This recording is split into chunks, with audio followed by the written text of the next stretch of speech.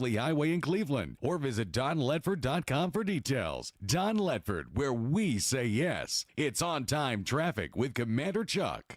Good afternoon, T-Dot. Still working with a couple of accidents out here. What we're seeing right now is heavy traffic going outbound on Amnicola, pretty much on schedule here up by the 911 Center. It's a little bit tight up there at East Brainerd and Gun Barrel. We have seen quite a bit of radar in the last hour. Be careful south of Chattanooga, traveling down I-75 through that northern section of Catoosa County all the way down past Ringgold. Hey, Happy Hemp Pharmacy is at their new location. Check them out on Cummings Highway and Lookout Valley next to Walmart. I'm Commander Chuck. You're on-time traffic. From the Alon Planning Partners Weather Center. Your financial future deserves a clear forecast. Call Alon Planning Partners today. Visit them online at alonplanning.com or give them a call at 423-315-1441. Here's your forecast on ESPN Cleveland 101.3. Cloudy and a little bit breezy as we head through the evening. Overnight, we may see some showers moving through the Tennessee Valley. Nothing severe as you sleep. 54 the overnight low heading into Thursday morning. Thursday afternoon, cooler. We'll have a high of 72 degrees, mostly sunny with clouds building in late in the afternoon into Thursday night. Friday, 51 in the morning, mostly cloudy, and 72 in the afternoon. Maybe a sprinkle or two Friday afternoon as well. Download the Local 3 weather app, free for iPhone and Android. I'm Chief Meteorologist David Carnes for the Local 3 Storm Alert Team. Welcome to Mountain View Nissan Country, where automotive excellence is our top priority. At Mountain View Nissan, we take pride in offering you the finest selection of vehicles. Don't miss the Paul Feinbaum Show, weekday afternoons from 2 until 5 on ESPN Cleveland 101.3. Always topical, always entertaining. Paul Feinbaum on ESPN Cleveland 101.3, presented by Hardee's. You're listening to Paul Feinbaum on ESPN Cleveland 101.3. The Drive is coming up. The ESPN Cleveland 101.3 lineup is supplied by Wholesale Supply Group. WholesaleSupply.us. HealthScope Magazine. Beautiful, informative, inspiring, uplifting, healthy lifestyles for women, family, and friends. HealthScope Magazine. Get the latest on diet and fitness, hair and skincare, food and recipes, parenting, relationships, and more. HealthScope Magazine. Look for it now or visit healthscopemag.com. HealthScope Magazine. Healthy lifestyles for women, family, and friends. D-Bat Cleveland is the premier baseball and softball training facility in the area. Facility rentals include indoor cages and outdoor turf field rentals. 10 total cages, including 3 pitching lanes. DBATCleveland.com. I'm Andy Morris. I'm Jim Gum. You're listening to ESPN Cleveland 101.3, Home of the Drive, presented by Hardee's, Monday through Friday, 5 to 6 p.m. From the Kia of Cleveland Studios, this is ESPN Cleveland 101.3, WCLE HD2 Cleveland, W267BI Cleveland, ESPN Cleveland 101.3. The top of the hour is presented by Best Buy Metals, making the top of your house the best it can be. Visit bestbuymetalroofing.com.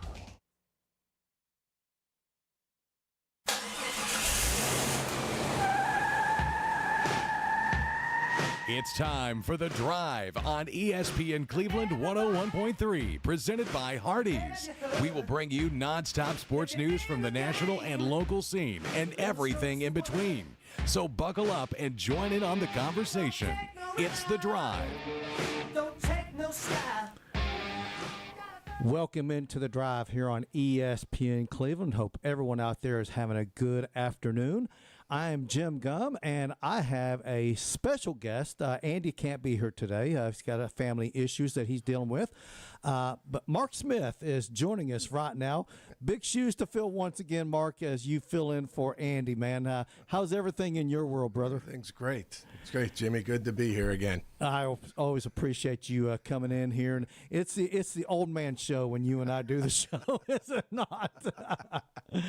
Oh, man. So, listen, I hope everyone out there is having a good afternoon. Hey, I know this past weekend was the NFL draft, and we're going to get into that. By the way, Bill Bender from the Sporting News is going to be joining us around 5:30, so we're excited about that. I don't know about you, Mark. Did you ever subscribe to like Sports Illustrated and the Sporting News and stuff like that? Both of them. Me too.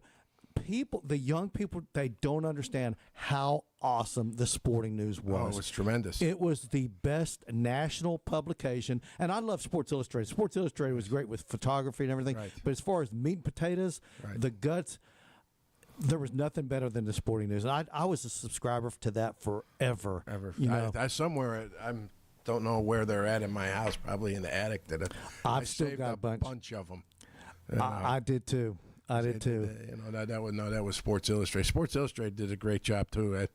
And Sporting News is kind of now, like kind of almost an afterthought. Yeah, of course they don't even publish anything. They have a website, obviously, but I used to make sure that I used to get my Sports Illustrated on a Thursday and Sporting News on Friday. And I knew that was the way it was, and it was awesome. It was tremendous, and it was so well done. And when you finally meet these guys, these reporters and stuff like that, and you find out how you start having conversations with them, it's kind of crazy. And I've met Peter Gammons, Tim Kirchin.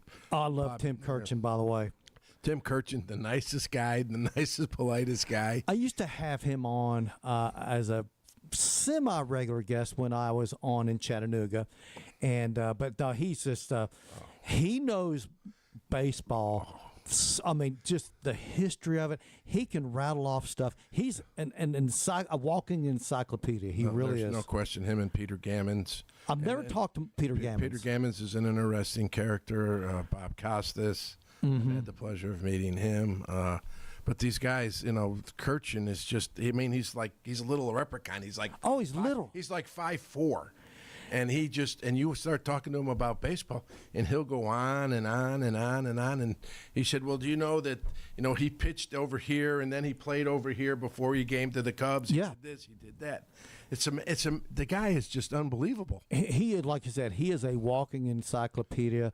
And listen, you're probably like me. I love the history of baseball. I love the history of all sports, but baseball to me has the richest history. And Tim Kirchin can equate things that happened in 1962 and 2022, and he can, and everything in between. And he's like, it's the first time since like 1875. Yes, those records, obscure records. It's like, how do you know that stuff? And Mark, he does his own research for the most part. Right, he does his own research, and he's just a very personable guy. He'll be glad to stand there and take a picture with you, sign an autograph. And what happened to me at spring training, he says, "You really want my picture? You really want my autograph?" I said, "Sure, Tim." I've heard this about him too. I heard he loves to play basketball, just pick up basketball. Yeah. They say he's just passionate about it. He's really good. As small as he is, he's not bad. No, he's not. But he's so small. I mean, yeah, he is. It's like, who do you play with? Your grandchildren or great grandchildren? And listen, you're going to probably think, Jim, I still subscribe to Sports Illustrated. So do I. It's monthly, though. It's monthly. Right. So you and me are one of the few that do, because their circulation is very, very small. Were you one of these guys that got, like back in the day, got the Times in the morning and got the Chattanooga Free Press in the afternoon? No, did you ever do that? We just got the Times. We just took the Times, but I knew guys on the Free Press like David Jenkins, Bill Pascal. Yeah. Mm-hmm. You had Wart Gammons with the Times. What was his name? Who was the editor of the Times for all those years? He was on Channel 3 for just a real short period of time. Didn't work out for him there. Oh my gosh! Well, it'll come to us here in a minute. Oh yeah, but what was his name? I mean, just a fantastic guy. You had had Wiedmer. Yeah, love Mark Wiedmer, by the way. Love Mark Wiedmer. He was fun. Rick Goins. Yep. What was his name? Bud. Just an unbelievable. They had an awesome staff. They did. For Chattanooga, Tennessee. And then you had Roy Exum at Roy Exum's who I was trying to think of. That's who I was thinking of. Exum was with the Times Free Press. Yep.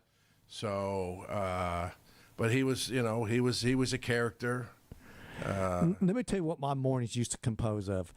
Getting up in the morning, getting ready for wherever I was working, buying the Times and buying USA Today. I bought both of them every morning.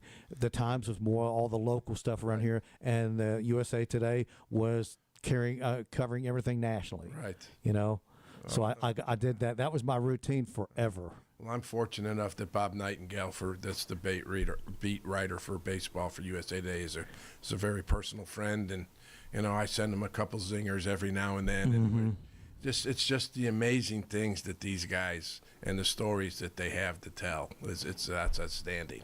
Yeah. So that was a world that has gone. Listen, we're never going back there. No, we're never going back there. I worry about the future of daily newspapers. Of course, most of them are only publishing the hard copy a couple times a week or maybe once a week, and some of them are 100% online now. Right. I don't know what the future is. In 10 years, I don't think we'll have any printed hard copy newspaper. Maybe the Sunday New York Times or the Washington, or the Wall Street Journal. We might see those guys survive, but most of them aren't. Most of them aren't. I still take the Banner 3 days a week. Do you really? Yeah. It fills in on some stuff that. Okay, gotta ask you this: when you open up the Banner, what's the first thing you look at? I look at the headline. Do you? The headlines, and then the next page is page 2 or page 3 is the obituary. That's me. Well, when I was younger, it was the sports section. Well, yeah. Well, they used to be big enough that you had 2 different sections. And that's true. You went right to the sports section, but the sports is all in one section now, so you just flip your way through it. Right, exactly. So, so anyway, we're going to have Bill Bender. Like I said, he's going to be calling us around 5:30. So we're excited about getting him on, talking about what's going on in the world of collegiate athletics. I got to get your comment on this. Just yesterday, the NCAA, not officially, but they said pretty much they're going to expand the NCAA tournament from the current 68 to 76. And here's the thing. I don't care. When they went from 64, which was a perfect number, to 68, the initial, first 4 or the playing games, however, once they did that, I'm like, y'all just do what you want to do now. Because to me, they ruined it when they went to 68. So I'm like, go ahead and go to 76. You can go to 84 if you want. But 64 was the perfect number. No teams got a bye. There were no play-in games. Everyone started on that Thursday and that Friday. And after that, I'm like, okay, y'all just do what you want to do. So I don't care myself. I want to know your opinion. I'm really old because I remember when there was just 32. Oh yeah, I do too. I do too. And so with it's all about the money. Okay, make no mistake about it.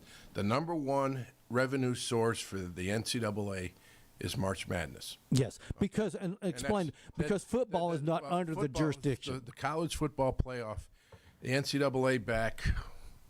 At least 10 years ago, they broke off.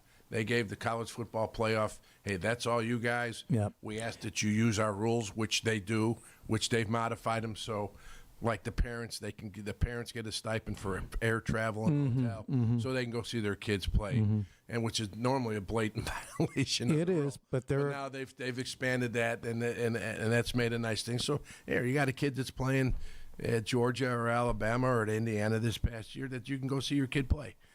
I think the basketball tournament, probably, I think it should be 84, I think is the better number. They're going to go up to that point at some eventually, but here's what it is that the Power Four, they're looking how do we, people don't understand, the revenue that comes to these conferences from this basketball tournament is huge. Oh, it's massive. For the Southern Conference, it actually pays to run their office. So that's how big that is. And so I'll use the Southern Conference. That's the league UTC plays in. UTC may be the best team all year, and they get in the championship game and they lose, and I'm going to pick Furman. Yeah, and that has happened before. And then Furman gets the bid, and they're out. Now it allows for another one of those teams. They have 2 teams. Yep. So I think a 2-bid league. What I think will happen is I think that each of the big 4 will get one of the extra 4 spots, or the 8 spots. They'll get half, and then they'll look at the next mid-majors. Who are those mid-majors? But I don't see like the SEC getting 2 or 3 teams. I hope not. No, I hope not. I don't see that happening. I think that it is a compromise, but the value of the money in this tournament. And you talk to athletic directors, whether it was Jack Swarbrook, who was at Notre Dame, or Steve Patterson, who was at ASU, and they talk about the money that comes from this tournament and what goes on and the way that they've got it done, that everybody needs, every school needs that tournament money. And the best thing was during COVID, because that money saved a lot of people. Yeah, it did. Even though the attendance numbers weren't great, but that's not with the TV and the revenue and all the advertising that goes along with it. Yes. And a lot of people don't know this, that the NCAA does run the football postseason at the FCS level, Division II, Division III, but just not at the FBS level, which is an independent entity. The NCAA puts on, I think it's up to 90 tournaments now. And you think, and all these different sports, whether it's soccer, football, basketball, lacrosse, hockey, the big four generators are the Final Four, the College World Series, the Frozen Four, which is the hockey, and the wrestling tournament. Those are the four biggest revenues for the NCAA. So as you expand those a little bit, hey, that basketball thing, that's just more money. CBS and TBS and all those guys are going to have to pay some more now. Yep. And that can sweeten the pot. And then here, I wish they'd get to like 84, and boom, that's it. I remember running into you down in Chattanooga multiple times going to the FCS championship game. Right.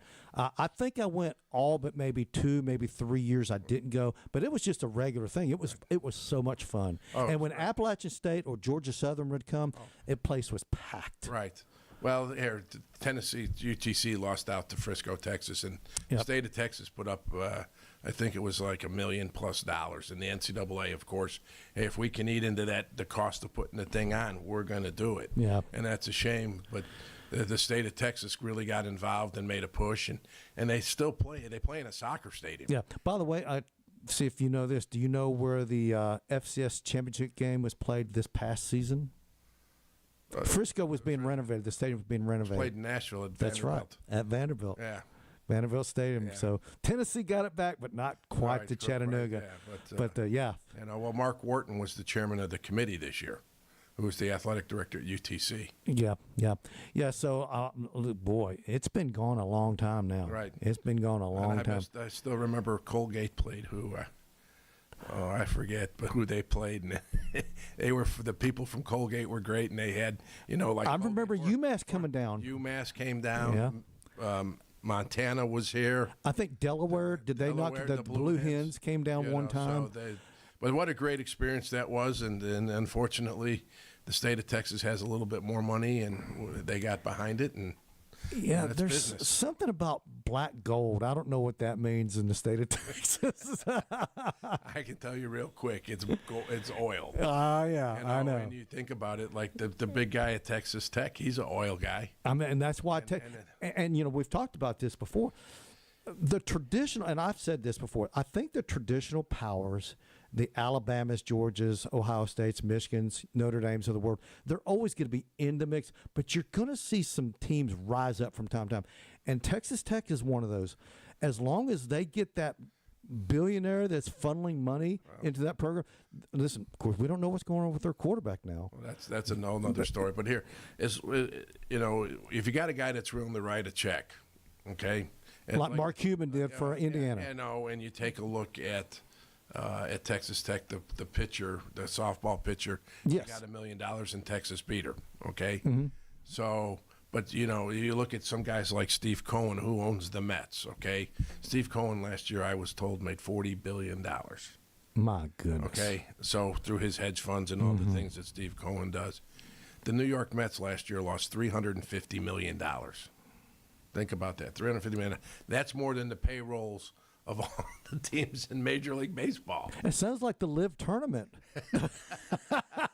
So as long as people are willing to pay, and now that the clearinghouse is in, and our guest will be able to fill us in a little bit more on how that's working out after the House settlement, and that it'll allow trying to balance some of this stuff with the NIL and. Yeah. So we'll listen. There's a lot of moving parts at the NCAA level right now, and it's always ongoing. So I guess we're just going to have to see how everything transpires over the next 12 to 18 months. Who knows what's going to happen. Now that the NCAA basketball tournament's expanded, I think next on the agenda is the CFP. And it's all up to about Greg Sankey and Tony Petitti at that point. Can they come to any kind of an agreement? Well, we don't need 24. We 16 is the number. The Big Ten wants 24. And there are people who want the championship games to go away. It's kind of hard to get rid of the championship game, but if they go to 24, then the championship game will go away. If they stay at 16, the championship game will still probably be played. Yeah, absolutely. Let's go ahead and take our first break, and when we come back, we're going to get more into that. Of course, we're going to be talking with Bill Bender from the Sporting News here around 5:30. You're listening to The Zone, to The Drive here on ESPN Cleveland 101.3.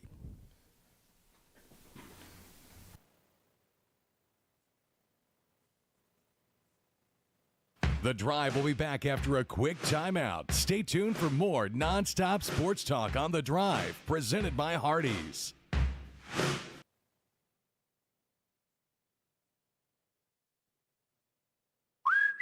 A most elevated experience has arrived at Hardee's. Prime rib.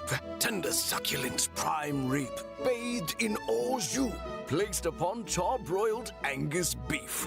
The new prime rib experience with a burger exuding fancy flavor at a not-so-fancy price. Just $5.99 for My Rewards members on the app for a limited time. Price and participation may vary. Tax not included. Not valid for use within a combo or in combination with any other offer or discount. Cleveland, the all-new Select Flooring and Remodeling is now open at 5555 North Lee Highway. We carry the top flooring brands you know and trust: Mohawk, Shaw, Engineered Floors, and United Weavers. We also specialize in home remodeling and roofing, delivering quality you can count on. Take advantage of 24 months interest-free credit. Come see us Monday through Friday, 9 to 5, and Saturday, 9 to 2. Call us today at 423-889-3007. That's Select Flooring and Remodeling, 5555 North Lee Highway, Cleveland. From the floors to the roof, we've got you covered. Joint pain can put a real damper on living life without limitations. Whether you're suffering from arthritis, sports injuries, or chronic joint pain, Center for Sports Medicine and Orthopedics offers the complete range of surgical and non-surgical solutions tailored to your unique needs. Call us today at 423-624-2696 or visit sportmed.com to take the first step toward a happier, healthier you. Center for Sports Medicine and Orthopedics, the Center for Start to Finish Care. Check your wallet. Empty? Check your bills. Overdue? Check your stress level. Maxed? Now, check into cash. Check into Cash is your one-stop money shop, and we've got everything you need. Payday loans and flex line of credit options? Check. If you're approved, leave with cash in hand? Check. Quick in-store services like money orders and wire transfers? Oh yeah, check. And yes, we cash checks, all kinds, fast. Check that off your list. Visit checkintocash.com or check into a store to get started. We have locations in the Chattanooga area, including Cleveland and Athens. Check in, cash out, and get on with life. Check into Cash. We fund today to make a better tomorrow. Subject to state regulations, eligibility, credit check, underwriting, and approval. Rates, restrictions, and fees apply. Visit a store for details. Listen to the Alon Exchange, hosted by financial professionals Jay and Brittany Hagee, owners of Alon Planning Partners. Each week they discuss all things financial and answer your questions about investing, preparing for retirement, paying down debt, and more. The Alon Exchange, Saturdays at 7 a.m. on ESPN Cleveland 101.3. Hey, this is Alfonso, the General Manager of Crown Cleveland, your local home for Jeep and Ram. I'm here to announce that we have revamped our express lane. We are fully staffed and ready to take care of all your quick lube and oil needs. Please Google Crown Cleveland and see our great service specials. Welcome back to The Drive, presented by Hardee's. Join the conversation. Text 423-749-1013. You can also listen anywhere on our website, ESPNCleveland1013.com.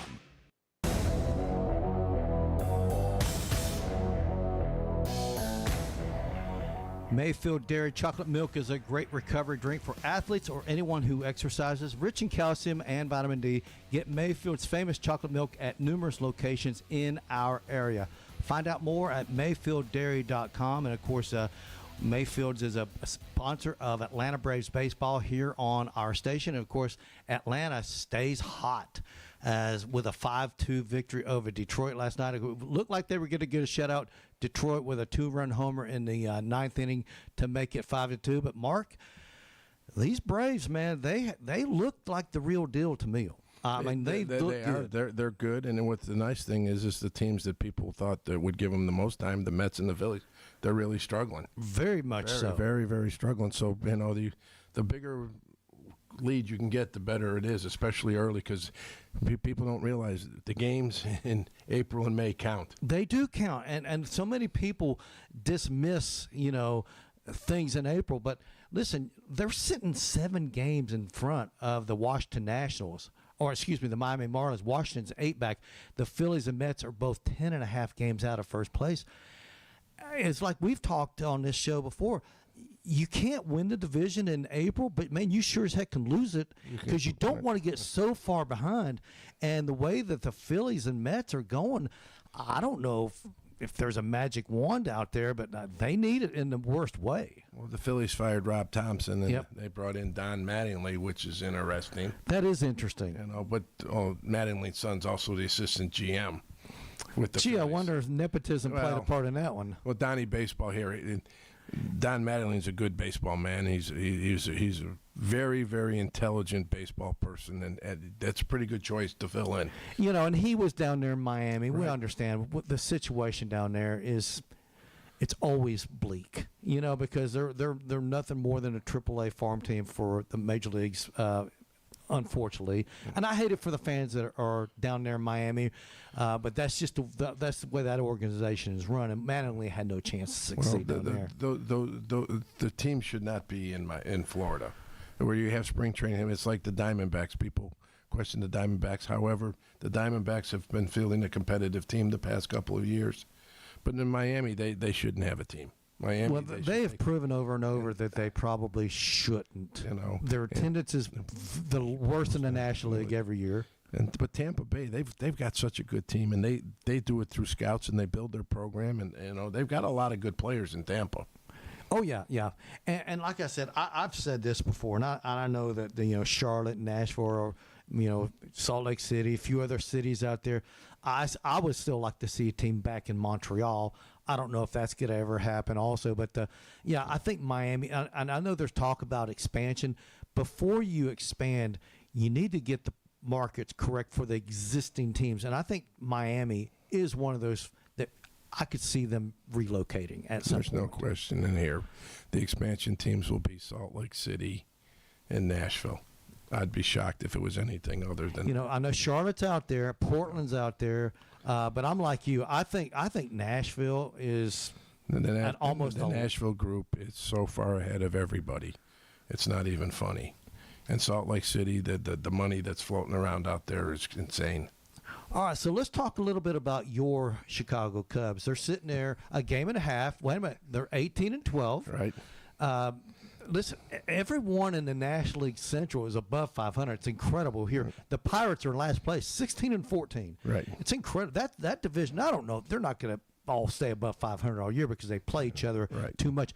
But the fact that all 5 teams are above 500, that division is there for the taking for anybody, if you ask me. Well, the Reds are the team that you got to watch because Terry Francona is probably the best manager in baseball.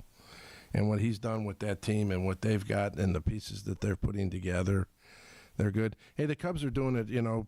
I think Matthew Boyd just came off the IL, but we've got Justin Steele. Found out he's probably done for the year again. So, and then Taleon's pitching today. They're beating the Padres 3-0 right now, but.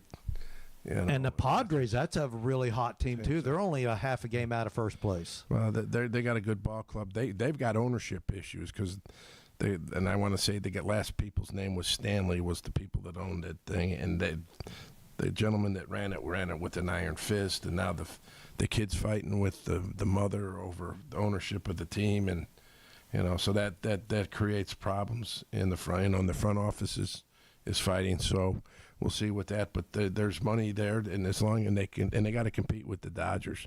And that's next to impossible.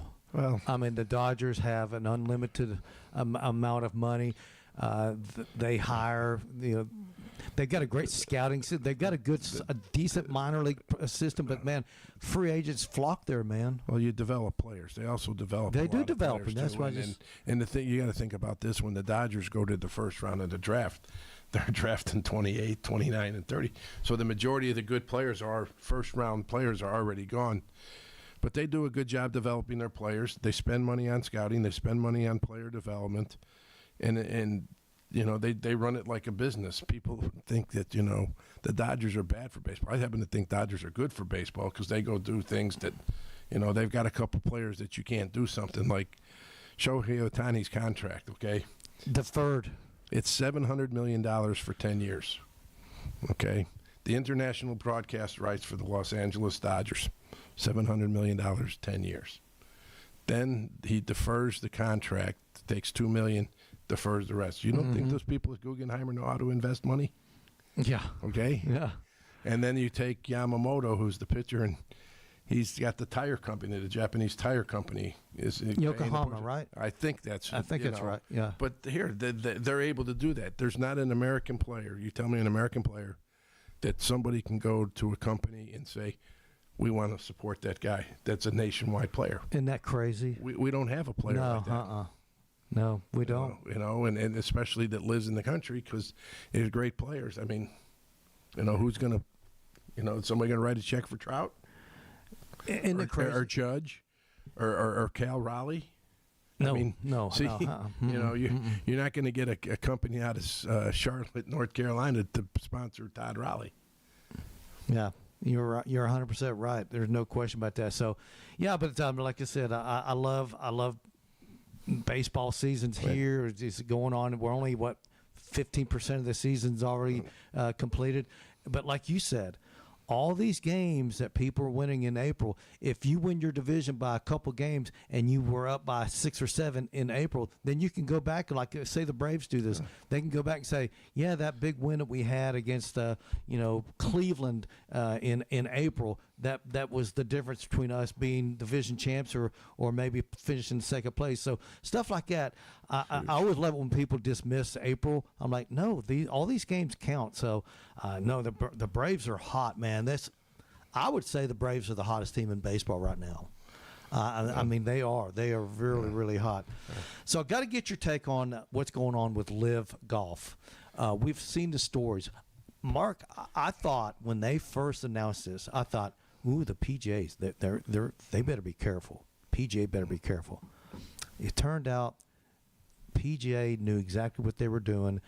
The sponsors, the major networks are behind the PGA, right. And they just didn't get the name players to swing over to Live that they thought they'd get. They got a few. They got a few. They just didn't get enough. Well, I think the backlash and the way the money's all tied up to the Saudis and the 9/11 thing, and that's huge. It is huge. It means a lot to a lot of people, and they would have these events, these live events, and there would be protesters at a golf tournament protesting the live, and it just really never it didn't go down right. And then Greg Norman, who either you love the guy or you hate him. I think he's maybe one of the most polarizing people in golf. He's very polarizing. And by the way, I was a huge Greg Norman fan when he was playing, and he broke my heart seemed like every tournament. A guy could not win to save his life. He was the biggest choker you've ever met. Yeah. But I loved him because he reminded me of Jack Nicklaus. He came back behind. He kind of looked like Jack Nicklaus a little bit. But I was a Greg Norman guy, but man, it was hard to be a fan of his. Well, and it just everything, the way that all came about was not good. And so everything that goes around comes around. Do you play golf? Yeah, not very well. Oh, well, I don't either. But I suffer from a complete lack of athletic ability. I just grip it and rip it, and wherever it goes, you better chuck it and duck it. I hear you. I hear you, man. No, so it is kind of interesting. And what's going to happen to all these players? I think the PGA is going to make it they're going to have to make it difficult for these guys, and they'll allow them to come back, but with a price. I think there's going to be some pushback for them abandoning the PGA, going to live, and to come back. There's going to be some consequences. What they will be, I don't know, but I think it's going to be fun to watch these guys come back, though, to be everyone on the under the same umbrella again. It's hard. Listen, Mark, it's hard to start up competing leagues. We've seen it. Right. We've seen it before. We saw the ABA, and what happened to the ABA? It got merged into the NBA. What was it, 76, 75, somewhere around there, in the mid-70s when they merged. You had the USFL, when they were a spring league, and then when they tried to go to the fall, it collapsed. And before that, remember the WFL in the 70s? Yeah, and the thing with the USFL, they won the antitrust. They did. The problem was they were awarded $1. Yeah, and they got tripled to $3 total. So, the lift thing here, you can't fault people when you start getting involved in people's money. And if you talk to any athlete that's in a contract sport, the one thing they don't talk about is other people's money. Yeah, absolutely. Absolutely. I tell you what, we've got a phone call right now. We've got our guest, Bill Bender from the Sporting News, is joining us right now. And, Bill, appreciate you coming on with us, man. Oh, appreciate you having me on. Thanks a lot.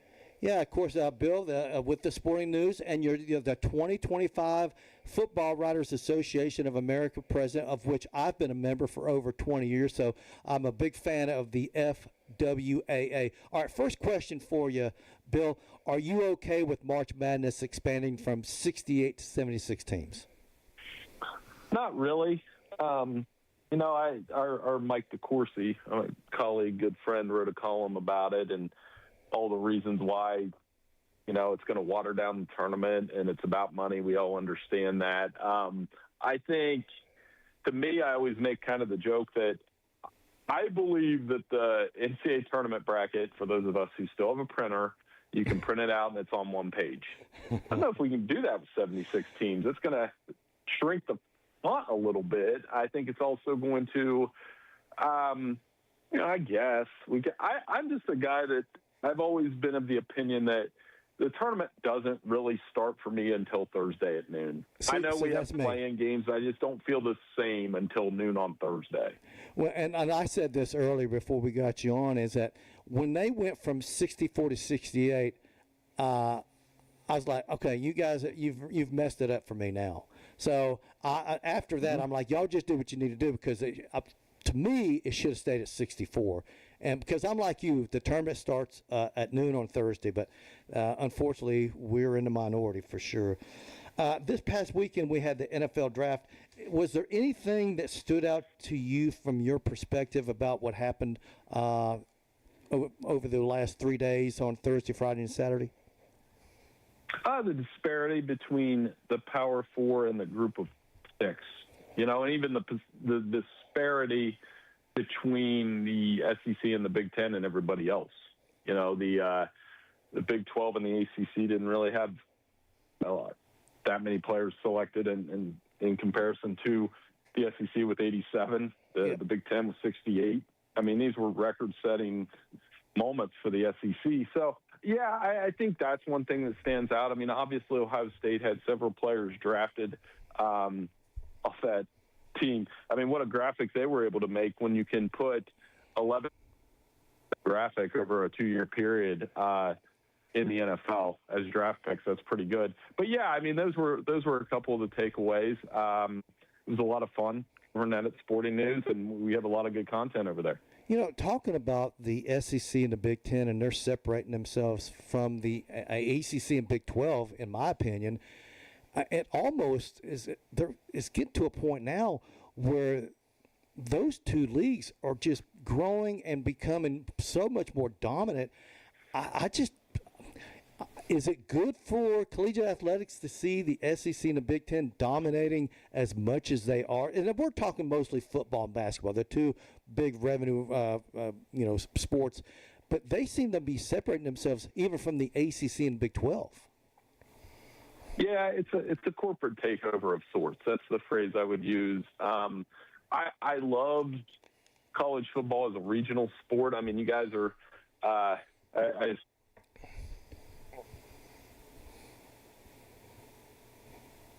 think we lost Bill. No, I think. Are you guys still you're there? good. Go ahead. Yeah, go ahead. We lost you for just a minute there, Bill. Sorry, I hit a dead spot in the house there for a second. But I'm saying, like, well, I grew up in Central Ohio, and when I was growing up watching football, it was never. I didn't really. I'll put it to you this way.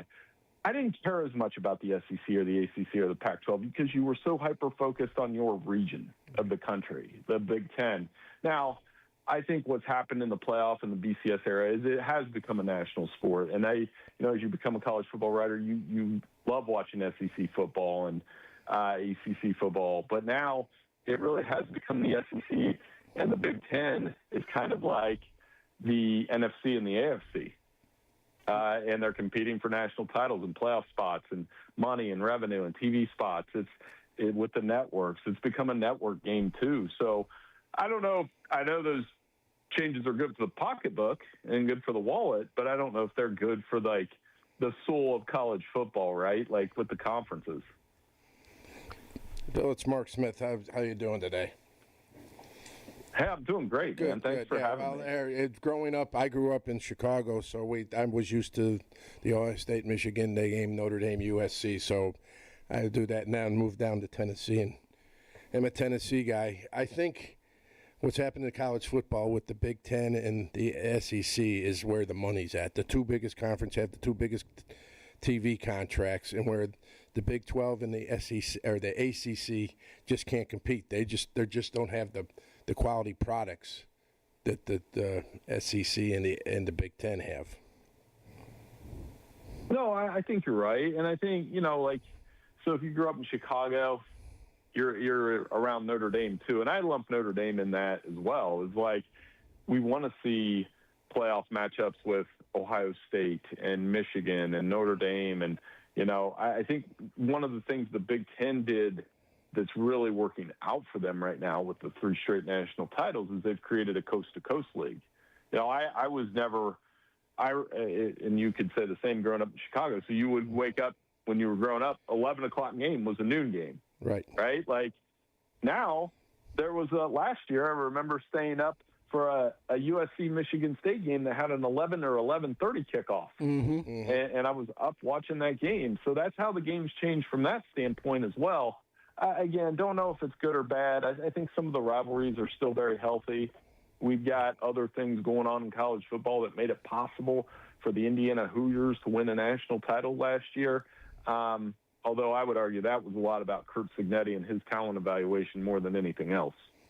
No question about that. Let me ask you this, Bill. We've got 2 new bowl games that were announced. The Puerto Rico Bowl and the Poinsettia Bowl is coming back. Basically, they're replacing the Bahamas Bowl and the LA Bowl. Bowl attendance is down significantly over the last 10 years. If the CFP expands and they play 2 rounds on campus, what's going to happen to bowls like the Citrus, the Liberty, the Alamo, Music City Bowls, and other bowls like those? Are they viable in the future? I'm starting to wonder. Yes and no. So I have a different view on bowls. I think there are too many, but at the same time, I watch them all.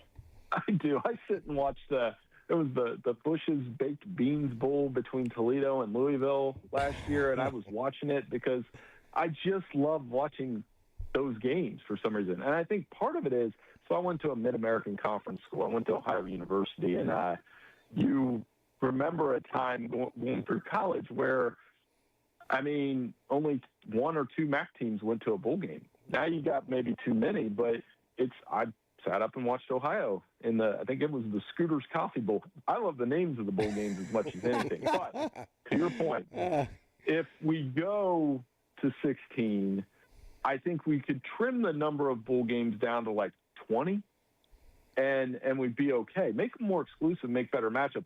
One of the bowls that's really pulled it off, and not just because of all the Pop-Tarts running around the field, those games have been good. Like BYU Georgia Tech was a great bowl game last year. You know what I mean? So I think as long as you have a good product on the field, it's not – I'm good with it. But I'm a huge fan of bowl games. I watched the one on Christmas Eve – or is it Christmas Eve? The Hawaii Bowl. They go back and forth. I always enjoy it. And, of course, last year, Notre Dame opted out of a bowl game. Will we see more of that, in your opinion? A team that just misses out on the playoffs, and instead of taking the Duke's Mayo Bowl or the Pop-Tart Bowl, they're going to say, we're okay. We're gonna sit this one out. But, obviously, Notre Dame's an independent. They don't have the conference getting on them and being upset with them neither. So, I don't know. What do you think? I think Notre Dame is a special case given how that developed last year. I really do. I think most of the time coaches or schools will go to the bowl games unless their coach leaves. You saw that happen with Iowa State, I believe. They're in Kansas State. They skipped out on their bowl games. And, again, you're going to end up with some goofy matchups as a result. But, yeah, I think Notre Dame's was more about just the entire way that unfolded with Miami and Alabama last year, and then they opted not to go into the bowl game or get into the pool. And it went from there. So, but I think, yes, it will still happen. And, yes, you're going to have players opt out of bowl games. That's going to happen. And you might have some special cases. I believe a couple of years ago, Syracuse had a tight end playing quarterback because they didn't have any quarterbacks on the roster. Right, but I think those are very few, and they were playing South Florida. I remember, I sat up and watched that for some reason. Don't ask why. But, I definitely think the bowl games still serve a purpose. We'll see what happens. But some of the communities, too, I wanted to mention, like El Paso and the Sun Bowl and these communities that are tied to these long-standing bowl games, it still means something to those places. Right. Yeah, absolutely. Bill, I'm under the impression that in the CFP that they should play the first 3 rounds on campus. And that way you're going to fill the stadiums. Because you look at some of those bowl games, people have to make a choice. Do I go to this one or do I hope we win and go to the next one? And by filling in, I'm going to be Tennessee. Tennessee gets to host, that's 100,000 people in Neyland Stadium for a couple of weeks. And, I think that draws a better game and have better attendance. Oh, I would agree with you there. And I think one of the points I was making last year, I think at least the first 2 rounds, You go back to the Orange Bowl last year, and it was like half filled. Yeah, right. That's a different you had Oregon game and Texas to me. Tech, yeah. But, it's a different game if Oregon goes down to Lubbock and has to play Texas Tech. Right? Absolutely. Miami, Ohio State's probably a different game in December. I'm not – you know what I mean? It'll be closer at the very least. Miami having to go up to the Horseshoe, my backyard, and playing the Buckeyes up here in the weather and those kind of things. I do think one of the best things about this 12-team playoff has been being in those environments where, I was at Ohio State, Tennessee, and seeing, one of my memories from that game, aside from, the final score or whatever, was I pulled into the parking garage and there was a Tennessee fan that had driven up from Atlanta, and they get out of their car, they pull on the Reggie White jersey. And I'm a Packers fan, so that was cool. Yeah. And I talked to him. I said, they were the Tennessee fans that came up there were so excited to see Ohio Stadium. The weather wasn't a factor, they were just – and I think you feed off the energy of some of those places. I think it's the best part of this playoff. Mm-hmm. Absolutely. Hey, Bill, how can our listeners follow you, man? Hey, man, I'm at BillBender92 at sportingnews.com. You can call me anytime. I really enjoy college football. We are getting our preseason content and magazine-type stuff ready. And, it's never too early to talk about it. This was a great interview. I really enjoyed talking to you guys. Absolutely. Hey, Bill, we appreciate your time, man. Hey, Bill, one thing before you go. You ever come to Knoxville, give us a call. We'd love to host you. Oh, anytime, man. I'll let you know next time I'm in town. I appreciate you. Great. Thank you so much. Thank you very much. Bill Bender from the Sporting News. Appreciate him coming on with us today. I guess we need to hit a break. It's been a while since we took a break. Hey, you're listening to ESPN Cleveland 101.3. The Drive will be back after a quick timeout. Stay tuned for more nonstop sports talk on The Drive, presented by Hardee's.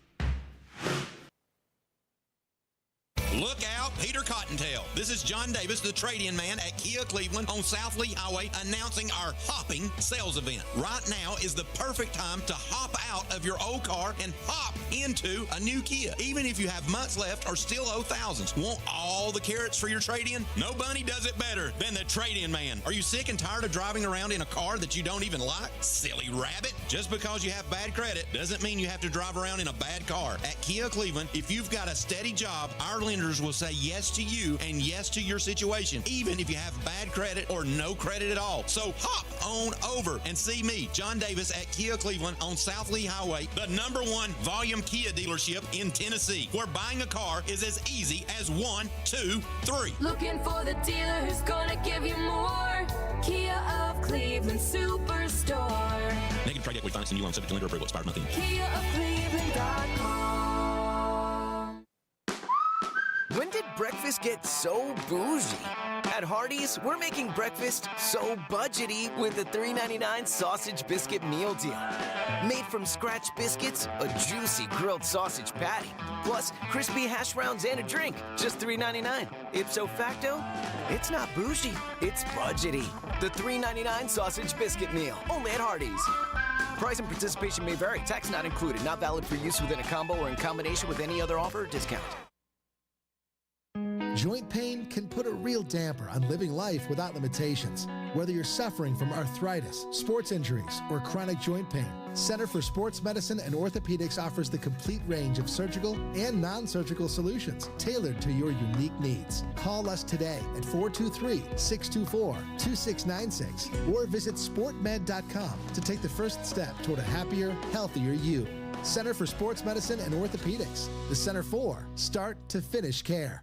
Cleveland Tire Center having a huge sale on Goodyear tires. Buy 3 Goodyears, get 1 free. Don't forget the Cleveland Tire Center service department for alignments, oil changes, and more. Cleveland Tire Center, 4699 North Lee Highway, where the name says it all. Goodyear, more driven. Welcome back to The Drive, presented by Hardee's. Join the conversation. Text 423-749-1013. You can also listen anywhere on our website, ESPNCleveland1013.com.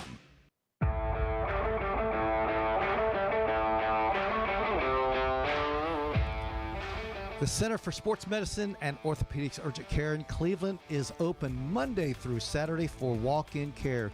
If you prefer to plan ahead, online scheduling is available at sportmed.com. And got a couple things I want to get into, but while we're at break, there's a little rumor out there that you're getting wind of. I would like you to share that with our listeners. It looks like Reggie Tucker's going to be the coach at Notre Dame in Chattanooga. Reggie Tucker, of course, very familiar with him here locally in Cleveland. But you know what? We'll see. We'll see. Yeah. We'll see. Good luck to him, you know. Yeah, good luck to him. He had a lot of success at Cleveland. And Notre Dame's a quality high school up there. Very. That's a very, very nice school. Catholic school. Yes. Yeah, so anyway, interesting. That's interesting if that happens. Yes. So we shall see. I'm going to ask you this, Mark. You've gone to a lot of sporting events in your life. You ever been to Churchill Downs and watched Kentucky Derby? No, I have not been there. That's one of the places I've not been. Okay, we talked about it this year. That's one I would like to go. I'm not a horse racing fan. Couldn't tell you the first horse that's going to run this on this Saturday, but I've heard it's like I want to go to the Indy 500. Never been there. You ever been to the Indy 500? I've been to the Brickyard 400. Brickyard 400, but you didn't see I've Indy car I've been racing. to the Indianapolis Motor Speedway, and that's pretty cool. Yeah. You know? So I would like to go there. My brother's done that, but I've not got to do that. But Churchill Downs and going to see the Kentucky Derby, I think that would be a cool event to go to. I've been to horse races. I've been to the horse race itself, and then the carriage races. So carriage races. Yeah, where they pull the jockey on the two-wheeler.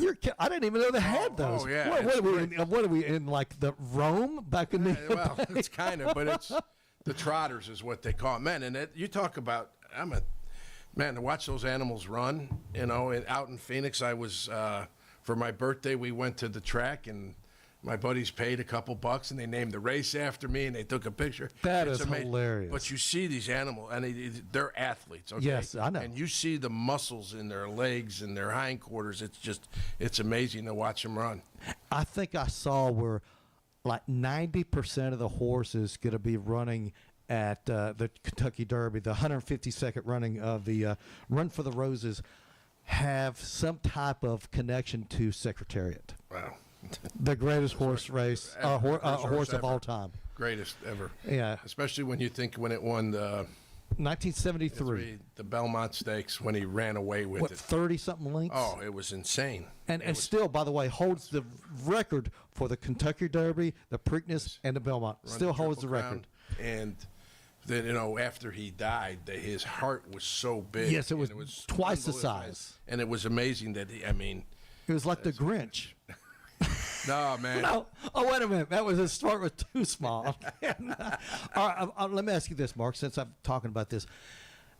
Of all the sporting events out there that you have, and you've been to a lot, what's your personal favorite sporting event? I love putting Mark on a spot like this because you've been to so many. I've been to the U.S. Open. I've been to the Masters. Each event. We're talking about golf, U.S. Open, not that's tennis. Golf. Okay. No, the U.S. Open as at Oakmont. Okay. It's just every event is different. I've been to the Final Four in Atlanta, and you go to the Final Four, and you know what? When you don't care who's playing, you watch all the other teams, the four teams, and their fan bases. Did you go to? And I was in Omaha when we won the World Series. I was in Chicago for Game 3, 4, and 5 of the World Series in 2016. Did you go to Tempe to watch Tennessee, Florida State? I was at the national champ. Yes, I'm still in the northeast corner of the end, or on the northeast side, about the 3-yard line, as Peerless Price is running into the end zone. And still, when I go to the games with my Arizona State guys, that's where I sat. And it's so funny. They have downsized that stadium big time. About 40,000 seats they took out. It used to be 75, 78,000. 90. Yeah. And then now they've downsized. Of course, they've made it nicer, but Arizona State rarely sold out home games at Sun Devil Stadium. I was talking to a guy from the Big 12 and what they've got doing, that the premier program coming out of the Big 12 will be Arizona State in a couple of years, is what this guy told me. Huh. Utah's putting a lot of money into their program. Yeah, well, what they're talking about, the way they're building their indoor practice facility, and you have to be in Tempe to understand how this all works with the mountains. That the stadium is built between two mountains. Yes, I've seen pictures. It looks cool. And it's really cool, but the way they're going to develop their indoor practice facilities and everything, their facility is very, very nice. And by the way, if I'm not mistaken, I think Arizona State has the largest enrollment of any team at the FBS level. Correct. There's 180,000 students. Isn't that incredible? That's incredible. The main campus has about 65 to 70. Downtown campus, which has the Cronkite School of Broadcasting, has probably another 20 or 30. Then they have a couple satellite campuses, but they got 60,000 online students. Isn't that crazy? Let me ask you this. You're being a big Tennessee fan. Now, I have my favorite, and I'll share my favorite all-time Tennessee team with you, and then I want you to do. My favorite is not the 1998 National Championship. That's not my favorite Tennessee team. Can you guess my favorite one? The 2022 baseball team. No. Football. I'm talking about football. Football. 1985, the Sugar Vols. That's my favorite all-time Tennessee team. They were such an underdog. I mean, they were supposed to get slaughtered by Miami. Man, Daryl Dickey did the slaughtering. Daryl Dickey, if you saw Daryl Dickey on the street, that's a major college quarterback. I know. But what I loved about it is that there's such a Cleveland connection there. With Chris White and Dale Jones. And yes. And I love that team. I actually went back one of those nights I couldn't sleep. I turned it on YouTube. I flipped it on, and I watched a lot of that Tennessee-Florida State game. And T. Martin was so locked in. You had Peerless Price. But that defense, they played well in that game. But I'm talking about I'm getting the two confused. The 85 balls, it was Daryl Dickey, but he hit who was the running back that took that had that long run? You would have to ask me. At the long, not Chuck. Oh my gosh! It wasn't Chuck Webb. It was someone else. No. Anyway, he had that long run and his head bobbing back and forth, going back but it's the way that defense played. Dale Jones and all those guys putting the pressure. I believe it was Larry Marmy's defense. And it was and they had we played Vinny Testaverde. And if I'm not mistaken, isn't that where Vinny Testaverde claimed he had color blindness? Or was that when he got to the Tampa Bay Buccaneers? I can't remember. When he claimed that he couldn't distinguish the orange, it looked like white to him or something like that. And he used that as an excuse for throwing all those interceptions. That might have been after he got with Tampa Bay. He just got his butt whipped. That's all that is, plain and simple. So my favorite here, when you know the kids and you're involved in the program, they have a favorite. Yeah, the 85 team was a good, because I knew some of those guys. The 2024 national championship team. The best team ever never to win the World Series was the 2022 baseball team. They got. Is that the one that was upset by Notre Dame? And the guy hit a curveball 2 feet outside and hit it over. But Tennessee had their chances to win. Matter of fact, there's a documentary coming out on the 2022 team. So it's because that team not only did it lead the nation in runs scored and offense, it led the nation in ERA. And if you've ever been to Lindsey Nelson Stadium, it's accused of being a small, very small. With the 320 down the line and 390 to dead center. But when you lead the nation in ERA and offense and home runs and all that stuff, and you look and see Jordan Beck is in the big leagues, Chase Burns is in the big leagues. By the way, Chase Burns doing very well with the Reds. Dolander. Yep. Seth Halverson, Trey Lipscomb, Gerald Dickey. I mean, there's a lot of these guys that are in pro ball right now. Do you follow Tony Vitello with the Giants? Yeah, they're 13-16. They had a rough start. They've made up some games. You open up with the Yankees and all the emotional hoopla that went around with Tony being the first guy come from college to the pros, and again they've had their, Brandon Webb's not pitched well, and when your ace doesn't pitch well, then that makes it a little hard. Yep. Mark, thanks so much for coming in again, man. We always have a blast. Hey, listen, stay tuned for Finish Line Radio. They follow us here on ESPN Cleveland. You've been listening to The Drive on ESPN Cleveland 101.3.